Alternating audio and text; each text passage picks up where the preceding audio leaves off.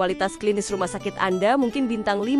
Tetapi jika antrean pendaftaran Anda bintang 1, reputasi Anda akan dihakimi berdasarkan antrean itu. Pernahkah Anda berpikir, mengapa rumah sakit dengan dokter terbaik pun seringkali mendapat keluhan soal layanan administrasi? Inilah masalah yang seringkali terlewatkan. Pasien datang bukan hanya untuk sembuh, tapi untuk sebuah pengalaman.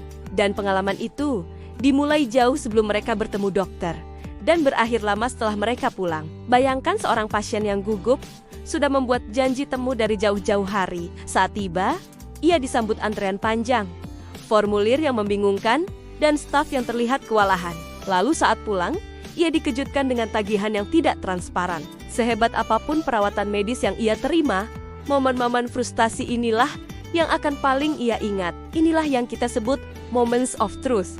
Titik-titik krusial yang menentukan persepsi pasien terhadap seluruh layanan Anda. Sayangnya, banyak manajemen rumah sakit terjebak dalam fokus buta. Mereka terlalu terobsesi pada keunggulan klinis dan mengabaikan 2 fase krusial.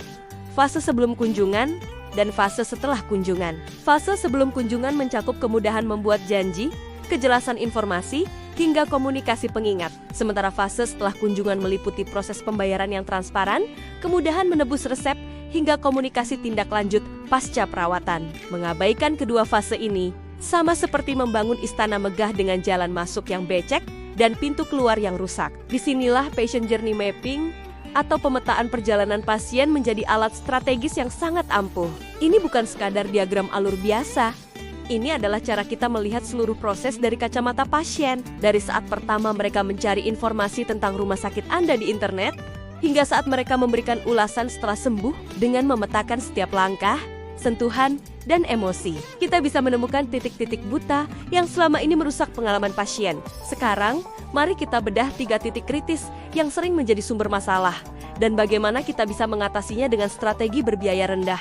Pertama, waktu tunggu. Solusi umum adalah menambah staf, tapi itu mahal dan belum tentu efektif.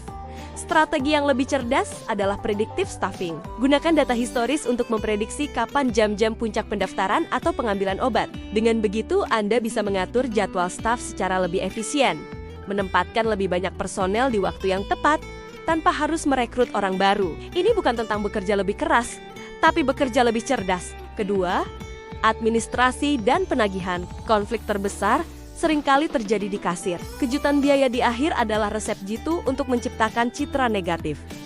Solusinya, transparansi biaya di awal. Berikan estimasi biaya yang jelas kepada pasien sebelum tindakan medis dilakukan. Ini membangun kepercayaan dan memberi pasien kendali. Mungkin butuh sedikit penyesuaian alur kerja, tetapi ini akan menghindarkan Anda dari PR nightmare di kemudian hari. Ketiga, komunikasi pasca perawatan. Perjalanan pasien tidak berhenti saat mereka keluar dari pintu rumah sakit. Sebuah pesan singkat via WhatsApp atau telepon singkat beberapa hari setelah pasien pulang untuk menanyakan kabar mereka adalah sebuah sentuhan kecil dengan dampak luar biasa. Ini menunjukkan bahwa Anda peduli, bukan hanya pada penyakitnya, tapi pada manusianya. Selain membangun loyalitas, ini adalah cara terbaik untuk mendapatkan masukan berharga demi perbaikan layanan.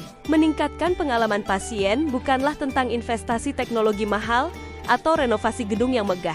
Ini adalah tentang empati yang diubah menjadi sistem. Pelayanan prima adalah sebuah filosofi, bukan soal biaya. Dengan memetakan perjalanan pasien, kita tidak hanya menghilangkan hambatan, tetapi kita sedang membangun fondasi untuk loyalitas jangka panjang. Kita mengubah pasien yang puas menjadi duta brand yang setia. Tentu saja, teknologi seperti Sistem Informasi Manajemen Rumah Sakit atau SIMRS memegang peranan penting untuk memperlancar semua ini. Tapi ingat, teknologi hanyalah alat. Di video selanjutnya, kita akan membahas bagaimana memilih dan mengimplementasikan teknologi yang benar-benar mendukung perjalanan pasien, bukan malah menambah kerumitan baru. Terima kasih sudah menonton.